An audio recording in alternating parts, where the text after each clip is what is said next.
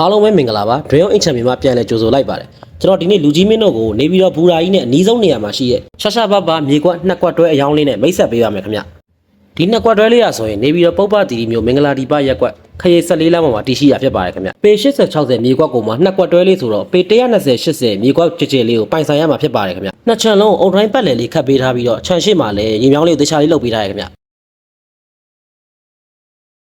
တော်တော်လေးကိုကျဲတယ်ခင်ဗျခြံထဲမှာဆိုလို့ရှိရင်လည်းတက်သားရင်သေးလေးတစ်လုံးပါအောင်မယ်ခင်ဗျ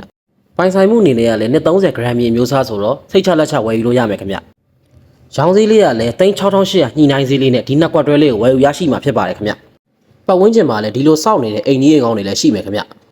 ဒီလိုနှစ်ချံတွဲနေရာကောင်းဈေးတန်တန်လေးကိုစိတ်ဝင်စားလို့ဝယ်ယူခြင်းနဲ့ဆိုလို့ရှိရင်ကျွန်တော်တို့ Dream ရဲ့ဖုန်းနံပါတ်တွေဖြစ်တဲ့399420 သို့မဟုတ်3995118833လို့ဆိုဆက်သွယ်ဝယ်ယူနိုင်ပါတယ်ခင်ဗျ